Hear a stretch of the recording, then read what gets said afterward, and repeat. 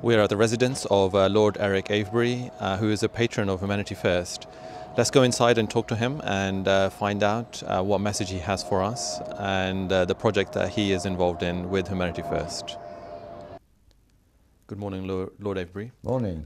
Can you please tell us a little bit about yourself?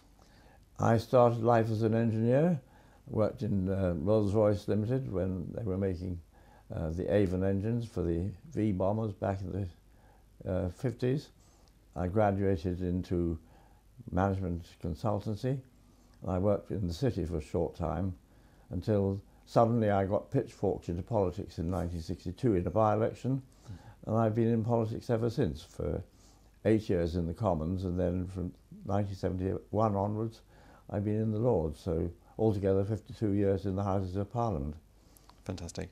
How long have you been aware of Humanity First?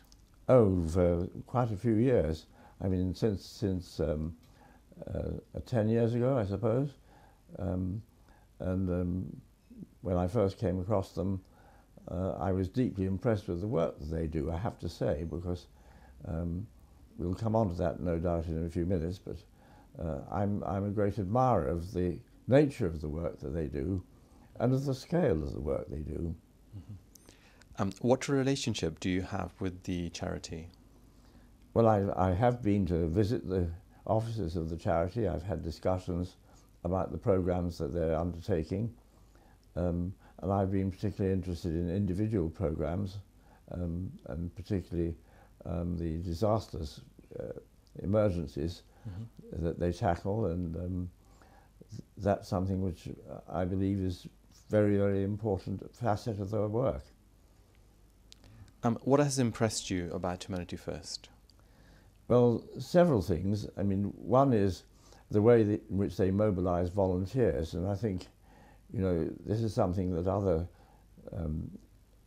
aid agencies could copy, to bring into the work the professionals who are normally, you know, doing their work as doctors or as engineers or whatever, and to see how they can be deployed in the aid programs that you operate. You know, that's something which I admire enormously, because I think the spirit of volunteerism, you know, is one that should be mobilised. I think, you know, we all have an obligation to do something for the huge sufferings of humanity, and if we can do it directly by employing skills as well as actually giving money, then I think that's very, very important. But I also think that the areas of the world in which Humanity First operates, and particularly the African countries, are ones that we see have not fully attained the Millennium Development Goals. Maternal and infant mortality are higher in those countries than we would like to see. So we want to help them to catch up. And I think Humanity First has done a tremendous job in that respect as well.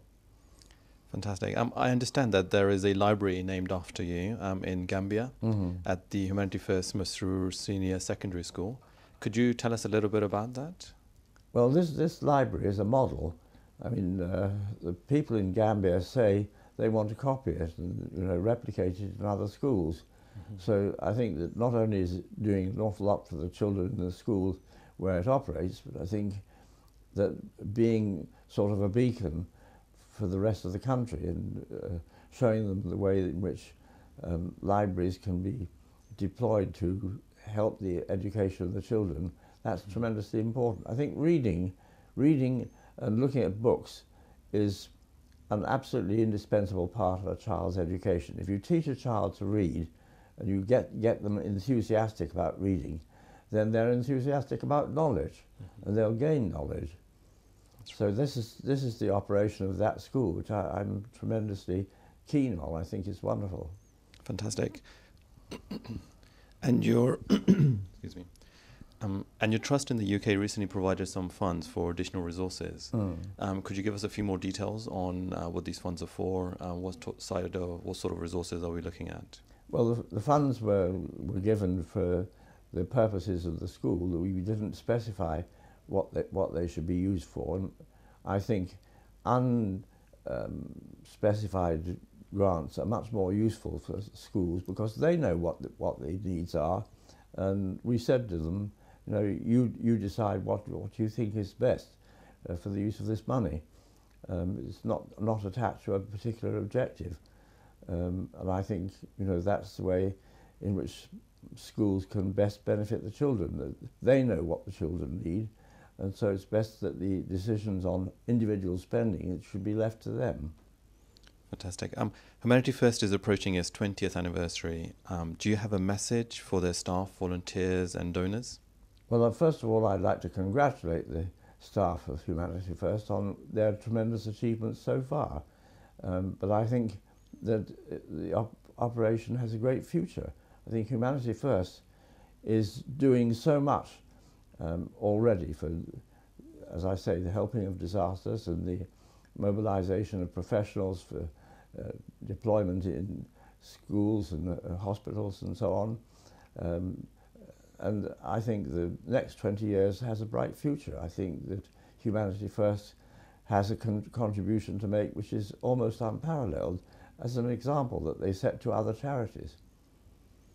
Thank you very much, Lord Avebury. Thank you for your time.